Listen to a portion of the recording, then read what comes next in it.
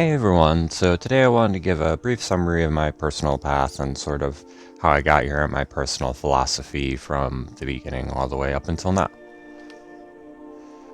Rather than start from the very beginning, we'll kind of give my 10 tenets for where I'm at now as far as my general worldview, and then we'll work backwards. So to list my 10 tenets from Gusofia Philosophia, Number 1, all animals are precious living beings on this earth and should be protected. Number 2, no intentional killing of any animals or person outside of self-defense. Number 3, no sexism, racism, homophobia, transphobia, anti-Semitism, Islamophobia, etc. Bigotry based on immutable characteristics is always unacceptable. Number 4, one should actively help to preserve as much history as is possible. Intentional destruction of history is not condoned. Number 5, one should strive for universal love to all who do not actively bully or oppress you. Number 6, one should always seek to learn new information and expand their knowledge. Number 7, one should openly advocate for the preservation of sacred sites and texts from all faiths and communities. Number 8, one must always oppose offensive warfare and genocide. Number 9, one is always encouraged to volunteer and aid those in need in any way they can. And then lastly, number 10, there is no such thing as perfection in life. Therefore, there is always room for improvement, and we should always strive to be even better than our predecessors. So, how did I get to that point? Well, I was born and baptized at a Greek Orthodox church as an infant, primarily on the wishes of my yaya. Never went to church growing up or anything like that. I mostly just called myself Greek Orthodox growing up for cultural reasons in hindsight. My first exposure to theism outside of that was Republican Christian fundamentalists on the news and my best friend at the time's family. As such, when I came across the term atheist around 2009-ish, I ended up identifying with it at the time because my conception of theism, given my interactions at the time, was generally negative because it was purely with fundamentalists. For example, the year before in 2008, that best friend at the time, their parents allowed me to go to Awana with them for several weeks, which if you don't know is sort of a Christian youth program, especially for churches that believe in like biblical inerrancy and all this stuff. And this was my first exposure to a religious setting and text. After reading the Bible, I had the personal epiphany that if they were like saying, oh, God is our shepherd and we are his sheep, and this God is all loving and good, and the return of Jesus will unite us all with this God, then we mistreat the animals of the earth with the same level of love that God, according to them, gives us. And only when no animal on the earth is harmed would Jesus even consider coming back if the Bible were true. However, this, in my opinion, sound reading was just thoroughly denigrated and criticized by all the adults and the teachers and the fellow kids, and so thus I concluded that I must not be a Christian, because there was a very uniform definition that they were coming up with of what Christianity was, and my worldview just did not fit in with it. Thanks to my yaya raising me on Greek myths and imbuing me with a sense of pride with my Greek heritage and how ancient Greek culture is, I was already a huge fan of learning about history and cultures outside of the American norm. So after I became an atheist, I just continued to learn about this history, and over time learning this history exposed me to several other faiths besides fundamentalist Christianity, including Zoroastrianism, Hinduism, Buddhism, Shintoism, and Taoism. This information sparked a curiosity in me to again find if there is a deeper force in the world that we can experience beyond the material, and I spent time researching each faith further. Enough to where I felt confident I could attempt to practice it and communicate it with whatever divine being or beings were at the core of that religious tradition. All I received when I prayed to each was silence, though. I even went back and actually dove deep into Greek Orthodoxy for the first time, and yet even then, when I prayed or meditated, there was nothing.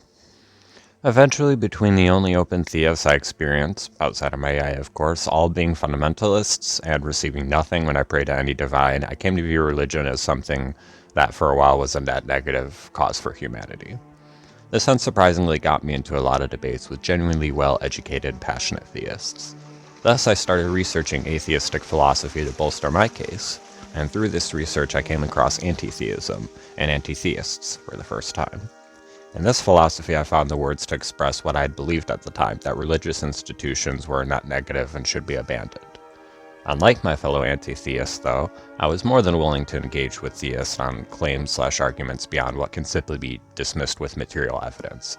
This led me to uniquely build a robust philosophy and arguments for morality and the meaning of life in an atheistic system. Thus, over time, I found myself the sole anti-theist who would not concede that there is no objective morality or meaning of life outside of religion when talking to theists.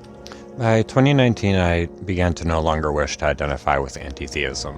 For not only did I feel I was the only anti-theist willing to seriously tackle the meaning of life and morality, but most of my fellow anti-theists didn't just have an issue with religious institutions. Their ire included even personal religion in general, which I never agreed with. Through researching for D&D world building, I came across a channel actually that enlightened me that modern pagans and witches outside of Wicca exist, and so do several communities of them.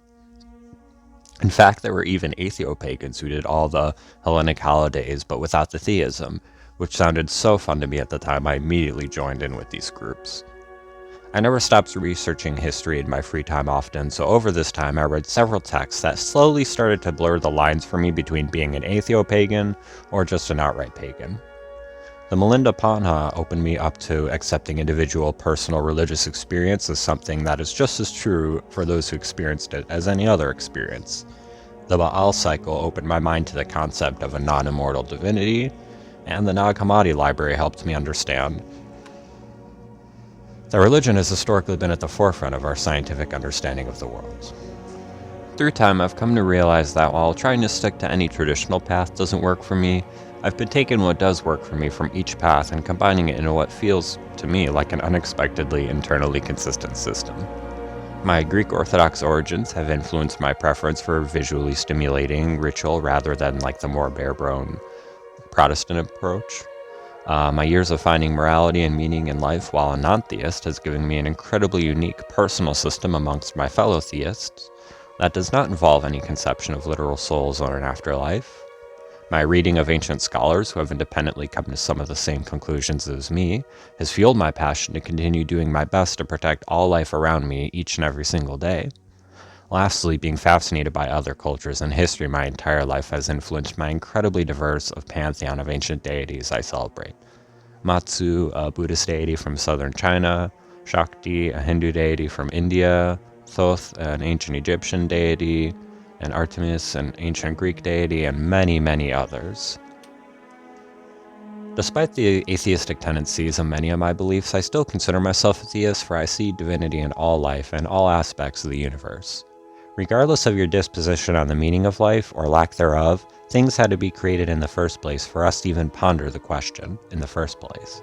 Thus, for me, I define divinity as simply the ability to create, for if nothing were created, and no being ever created these questions or such answers, then there would truly be no meaning in anything. My personal system divides the divine into 4 layers. These are not based necessarily on power or goodness, but rather scale and relatability to any individual practitioner.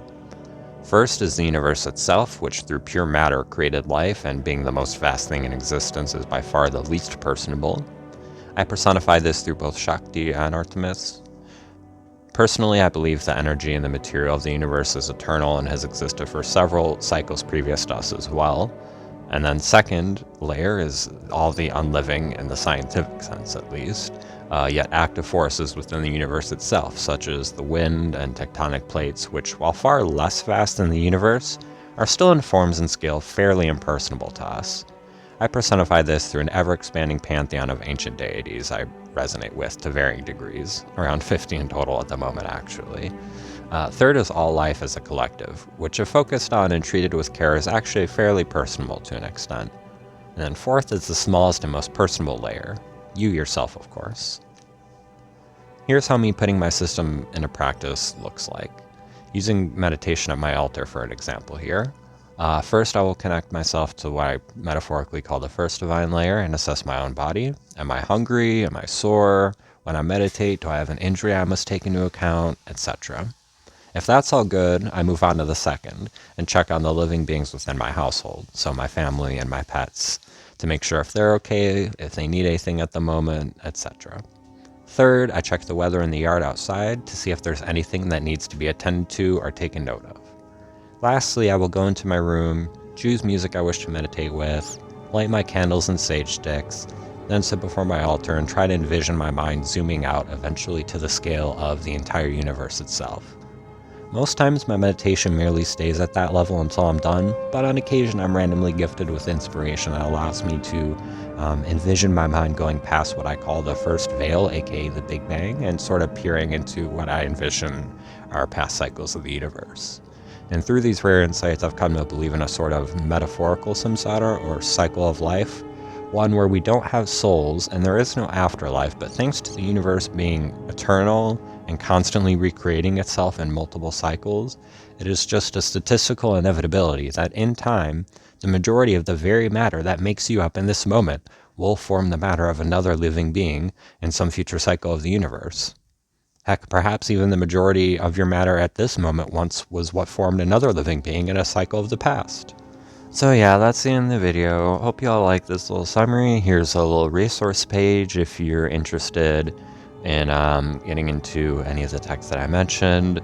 I'll leave links in these in the description or in the comments section. Love you all and have a good day.